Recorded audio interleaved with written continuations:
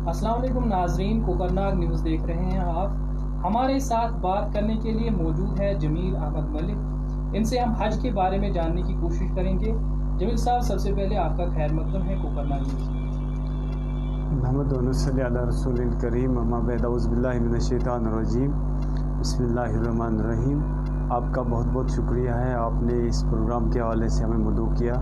تو امید کرتے ہیں اللہ رب العزت ہمارے لیے، پوری امت کے لیے اور اس میڈیا گیلری کے لیے یہ پروگرام نجات کا، ہدایت کا، رحم و کرم کا ذریعہ بن جائے. سب سے پہلے ہمارا جو سوال ہے وہ یہ رہے گا کہ حج کا مقصد قرآن اور حدیث کی روشنی میں کیا ہے؟ دیکھیے، جہاں تک حج کا تعلق ہے، اللہ رب العزت نے جو اسلام کی بنیاد ہے اس کو تعمیر کیا، اور اس سے سب سے پہلا جو اس کا دین کا جو امور ہے، پہلا وہ ہے ایمان. ایمان کے بعد پھر اعمال آتے ہیں. تو اعمال کے اعتبار سے اگر ہم بات کریں گے تو سب سے پہلے نماز ہے، اس کے بعد روزہ ہے، زکوٰۃ ہے، اور آخری بات جو ہے حج ہے. تو حج کی اہمیت اس بات سے آپ لگا سکتے ہیں، اللہ رب العزت نے دنیا کے جتنے بھی سارے اعمال ہیں ان کا بدلہ دنیا کے اندر رکھا ہے. اور حج ایک ایسی عبادت ہے جس کے بارے میں اللہ رب العزت نے اس بندے کے لیے دو انعامات، ایک تو دنیا کے اندر بھی اس کے لیے انعام ہے اور آخرت کے لیے بھی انعام ہے. دنیا کے اندر یہ انعام ہے، اللہ رب العزت جس حاجی کا حج اللہ رب العزت قبول فرمائیں گے، دنیا میں کبھی اس کے اوپر غربت نہیں آئے گی. یہ دنیا کے انعامات کے حوالے سے بات کرتے ہیں. اور دنیا کی جتنی بھی اس کی خطائیں ہوں گی، وہ اللہ رب العزت ساری خطا اس کو معاف کر دیں گے. اس کو مینا، عرفات، مزدلفہ جب وہ وہاں سے حج کر کے لوٹے گا، ایسا لوٹے گا جیسے کہ اس نے اسی وقت ماں سے جنم لیا. تو یہ دنیا کے انعامات ہیں. دنیا کے اللہ رب العزت اس پہ انعامات کس طریقے سے کرتے ہیں. اور آخرت کا سب سے بڑا، ہر مومن کی یہ تمنا ہوتی ہے کہ مجھے جنت میں چھوٹی سی ایک جگہ مل جائے. تو اللہ رب العزت ایک مومن کو جنت عطا فرمائیں گے، ایک حاجی کو جنت عطا فرمائیں گے. تو اس سے بڑا اور کیا انعام کہ اللہ رب العزت اس حاجی کے لیے حج کے عوض میں، مبرور حج کے عوض میں جنت لکھ دیتے ہیں. یہ تو بڑا انعام ہے. جمیل صاحب، حج کے فرائض کیا ہیں؟ ہاں دیکھیے بھائی، جہاں تک حج کا تعلق ہے، جس طریقے سے ہم باقی عبادات کرتے ہیں، نماز پڑھتے ہیں، اسی طرح سے زکوٰۃ ادا کرتے ہیں، تو ان کی دو چیزیں ہوتی ہیں. ایک تو کمپلسری ایکٹس، یعنی وہ چیزیں جو ہم نے ضروری کرنی ہے. اگر ان چیزوں میں کوئی کمی رہی تو ہمارا جو وہ کام ہے، جو ہمارا جو ڈیڈ ہے، وہ اللہ رب العزت اس کو قبول نہیں کریں گے. تو اس طریقے سے جہاں تک حج کا تعلق ہے، حج کے اندر 3 فرائض ہیں. حج کے اندر 3 فرائض ہیں، اور ان فرائض میں سے اگر کوئی بھی فرض ٹوٹا تو حج دہرانا پڑے گا. جتنا پیسہ انویسٹ کیا تھا وہ سارا کا سارا پیسہ پھر سے انویسٹ کرنا پڑے گا. تو حج کا جہاں تک تعلق ہے، حج کے 3 فرائض ہوتے ہیں. اور یہ حج جو ہے، حج ایک ایسی چیز ہے جس کو ہم بڑا ارادہ کہتے ہیں. وہ عبادت جو عبادت خاص وقت پہ کی جاتی ہے، مقرر وقت کے پہ کی جاتی ہے. اس عبادت کو ہم آگے پیچھے نہیں کر سکتے. جو حج کے 5 ایام ہیں، 5 یا 6 ایام ہیں، 8 ذی الحجہ سے لے کر 12 یا 13 ذی الحجہ تک ہم نے یہ سارے جو احکامات ہیں حج کے، وہ انجام دینے. انہی احکامات کے اندر 3 فرائض جو حج کے آتے ہیں. سب سے پہلا فرض جو ہے وہ ہے احرام کی حالت میں داخل ہونا، یعنی اس حالت میں داخل ہونا، اس عبادت کے لیے تیار ہونا، ذہنی طور، شعوری طور اس عبادت کے لیے تیار ہونا، جسے حج کہتے ہیں. تو احرام کی حالت میں داخل ہونے کو، یہ اس میں کچھ کام کرنے پڑتے ہیں. جو پہلا فرائض ہے حج کا، اس کے کچھ کام کرنے پڑتے ہیں. تو سب سے پہلا جو ہے وہ ہے نیت، یعنی دل کا ارادہ کرنا، میکنگ این انٹینشن کہ میں ہولی جرنی پہ جاؤں گا، میں حج کا سفر کروں گا. تو سب سے پہلے نیت کرنا ہے. اس کے بعد احرام کی وردی لگانی ہے. مردوں کے لیے احرام کی وردی الگ ہے اور مستورات کے لیے الگ ہے. مردوں کے لیے احرام کی وردی ہے 2 چادریں، اور عورت کے لیے احرام کی وردی جو ہے ان کے جو سلے ہوئے کپڑے ہوتے ہیں وہی کپڑے پہننا. اور ان کے لیے احرام کی حالت میں چہرہ اور ہاتھ، یہ 2 چیزیں جو ہے کھلی رکھنی ہے. ان پہ پردہ نہیں آنا چاہیے، چہرے پہ پردہ نہیں آنا چاہیے، ہاتھوں پہ پردہ نہیں آنا چاہیے. تو ہے چہرہ اور جو یہ ہاتھ ہیں ان کو کھلا رکھنا. باقی جو ان کے سلے ہوئے کپڑے ہوتے ہیں وہی پہننے ہیں. یہ وردی پہلا جو ہے نیت کرنا، دوسرا وردی لگانا، اور تیسرا کام جو ہے وہ ہے میقات. یعنی میقات اس ڈیسٹینیشن کو کہتے ہیں، اس پوائنٹ کو کہتے ہیں جہاں سے ہمارا حج سٹارٹ ہوتا ہے. تو میقات سے ہم نے شروع کرنا ہے. میقات پہلا وردی لگانا، دوسری نیت کرنا، اور میقات کا ہونا، اور اہم چیز وہ ہے تلبیہ. تو تلبیہ کس چیز کا نام ہے؟ تلبیہ یہ چیز ہوتی ہے، اللہ رب العزت ہمیں قرآن مقدس میں پکار رہے ہیں، اتم الحج والعمرۃ للہ.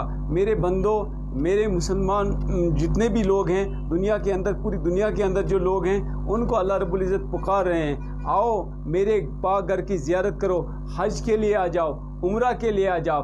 تو جب ایک استاد اپنے بچوں کو بلاتا ہے، اپنے شاگردوں کی اٹینڈنس کرتا ہے، حاضری کرتا ہے، تو یہ استاد بھی خوش ہوتا ہے جب یہ بچہ لبیک کہتا ہے، یا یس سر کہتا ہے، یا پریزنٹ سر کہتا ہے. تو اس طریقے سے جب مالک الملک ہمارا مالک، ہمارا خالق، ہمارا رب ہمیں بلا رہا ہے، اللہ رب العزت ہمیں پکار رہے ہیں، اتم الحج والعمرۃ للہ. میرے بندے آ جاؤ میرے پاک گھر کی زیارت کے لیے، میرے بندے آ جاؤ، میں تمہیں پکار رہا ہوں، میں تمہیں بلا رہا ہوں حج کے لیے. تو اللہ رب العزت کی اٹینڈنس پہ لبیک کہنا، لبیک اللہم لبیک، لبیک لا شریک لک لبیک، ان الحمد والنعمت لک والملک لا شریک لک. تو جب ہم یہ بات اللہ رب العزت کی اٹینڈنس پہ لبیک کہتے ہیں، تو یہ 4 کام جب ہم نے کیے تو ہمارا پہلا فرض مکمل ہوتا ہے. اس کو میں پھر سے ایک بار دہراؤں گا، احرام کی حالت میں داخل ہونا، اس میں سب سے پہلا کام کیا ہم نے کرنا ہے؟ پہلا کام ہمارا وہ ہے،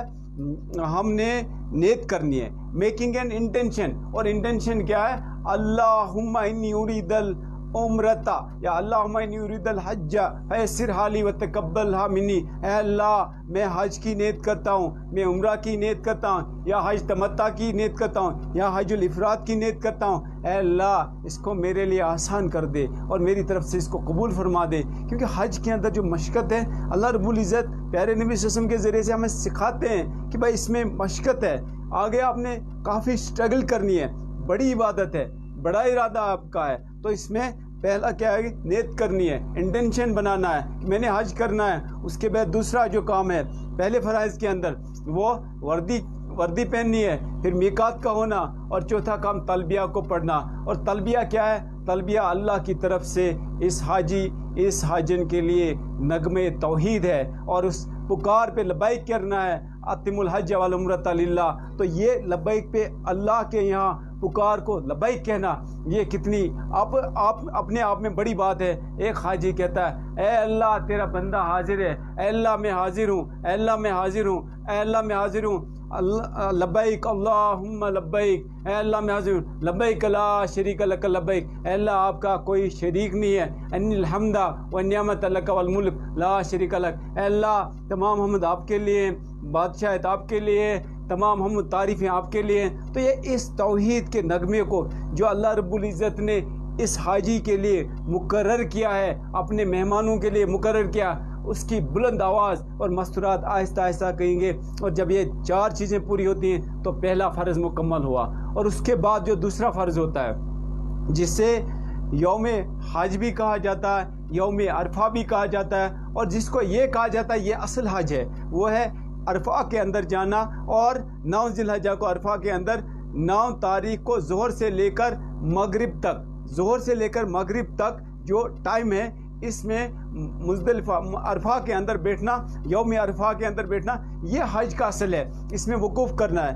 ہر کوئی اللہ کا مہمان اللہ کے اس میدان کے اندر جا کے اللہ کے سامنے کھڑا ہو جائے، اور اللہ کے سامنے اپنے ساری ضروریات کو رکھتے ہوئے، اپنے علاقے کی ضروریات کو رکھتے ہوئے، پوری امت کے مسائل کو رکھتے ہوئے اللہ کے سامنے پیش کر دے. یہ اپنے علاقے کا ایک نمائندہ ہوتا ہے جو اللہ کے یہاں جاتا ہے اور اپنی نمائندگی کو پیش کرتا ہے. اے اللہ میں اپنے علاقے سے آیا ہوں، اپنے بھائیوں کے، اپنے رشتہ داروں کے، پوری امت کے مسائل لے کر آیا ہوں. اے اللہ ان کے حل فرما، اپنے گناہوں کی مغفرت، پورے اپنے دوست احباب، اپنے رشتہ دار، اپنے والدین، سب کے گناہ سامنے رکھتے ہوئے ہدایت کی دعا کرے، اور چوتھے کلمے کا ورد کرے، استغفار کا ورد کرے، درود پاک کا ورد کرے. تو یہ دوسرا فرض وقوف عرفہ، جس کو یوم عرفہ بھی کہا جاتا ہے، 9 ذی الحجہ کو ظہر سے لے کر مغرب تک. اور تیسری عبادت ہے، تیسرا جو فرض ہے، وہ تیسرا فرض کیا ہے؟ طواف زیارہ، یعنی وہ طواف کرنا جو حج کا طواف ہوتا ہے. اور حج کے طواف کے اندر کتنی چیزیں آتی ہیں طواف کے اندر جو چیزیں ان کے حوالے سے بات کریں گے. ایک کعبہ کے گرد میں حجر اسود سے لے کر پوری کعبہ کے گرد میں ہم نے 7 چکر کرنے. 8 استلام اس چیز کو کہتے ہیں. پیارے نبی صلی اللہ علیہ وسلم جب طواف شروع کیا کرتے تھے تو پیارے نبی صلی اللہ علیہ وسلم طواف کرتے وقت پہلے طواف تو استلام سے بوسے سے شروع کرتے تھے, حجر اسود کا بوسہ کیا کرتے تھے. لیکن جب بھیڑ ہوتی گئی تو پیارے نبی صلی اللہ علیہ وسلم نے پھر کیا کیا, چھڑی کا استعمال کرتے تھے.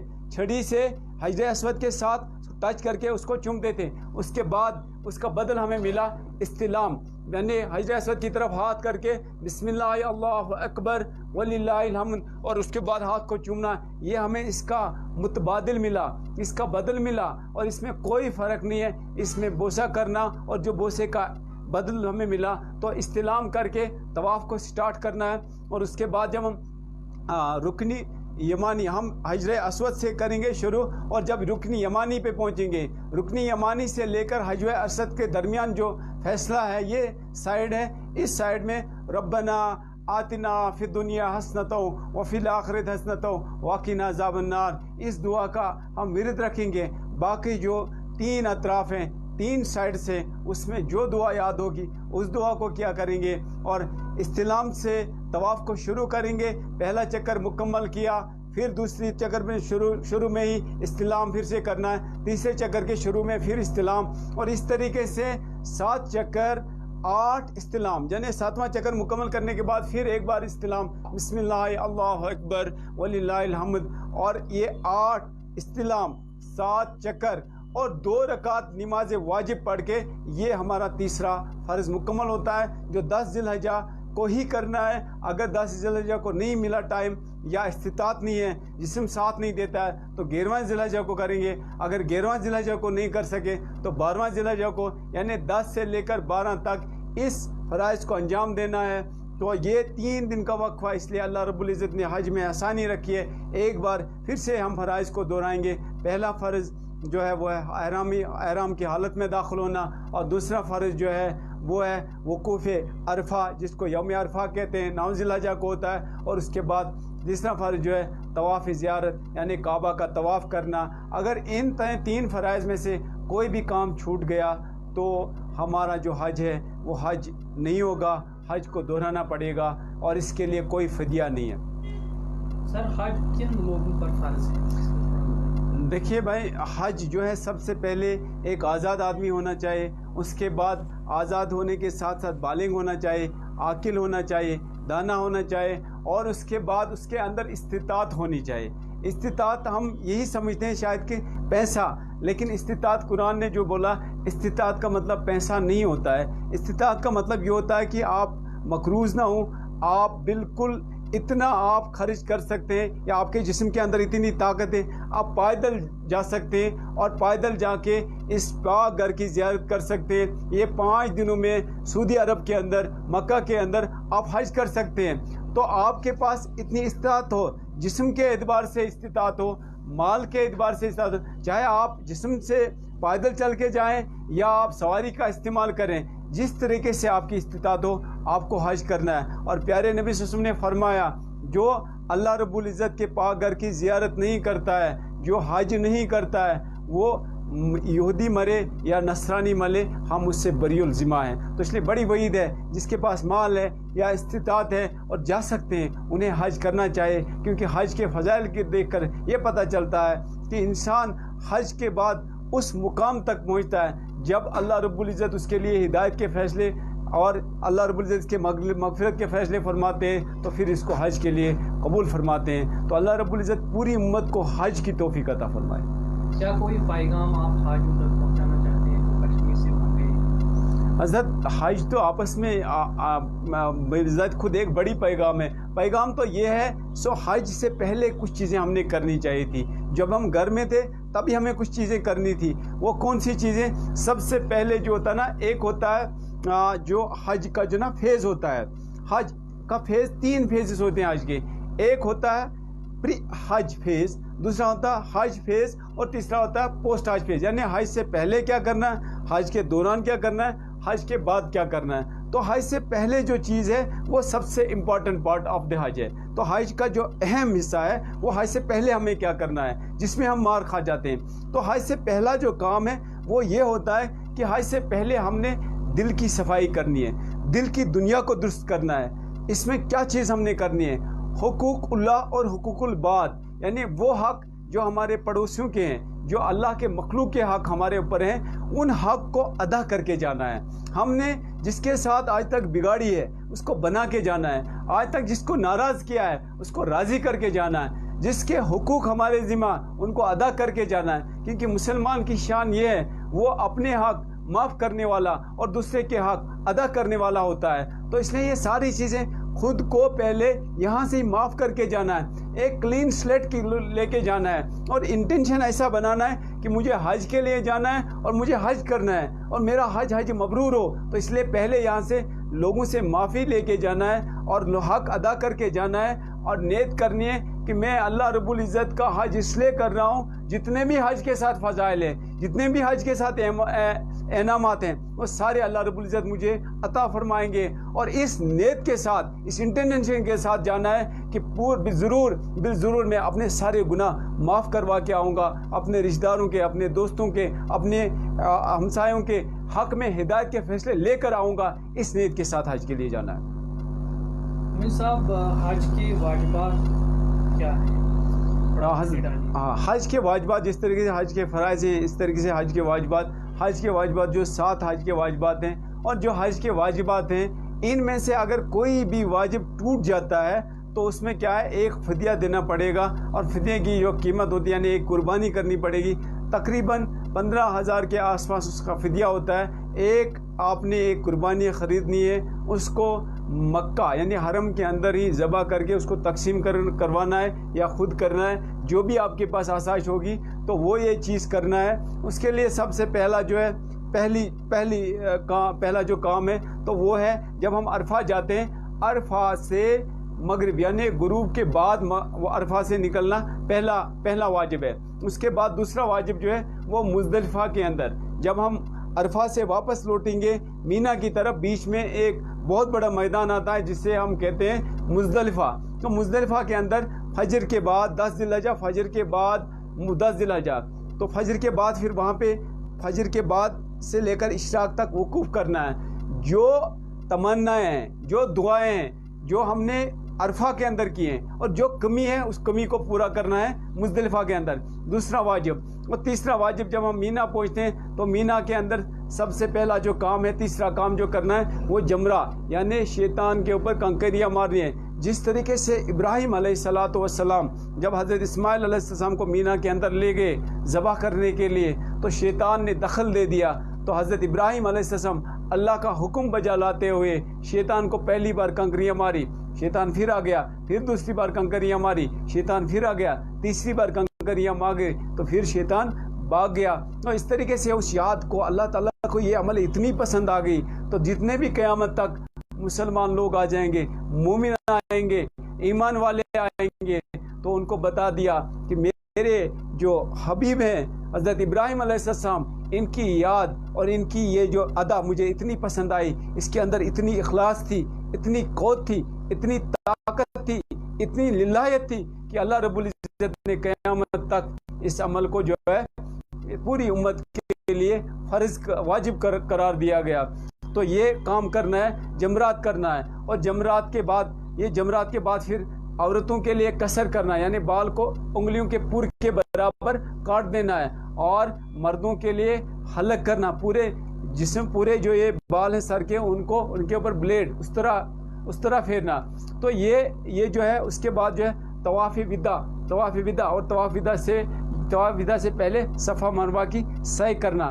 تو یہ 7 چیزیں جو ہیں یہ واجبات کے اندر آتی ہیں, اور 3 فرائض اور 7 واجبات اگر ان کو اچھی طریقے سے کیا جائے گا تو اللہ رب العزت سے رو کے, اللہ رب العزت سے گڑ گڑا کے مانگیں گے تو اللہ رب العزت ضرور ہمیں حج مبرور نصیب فرمائے گی. صاحب, حج کے فضائل کے بارے میں بتائیں, کون سے فضائل؟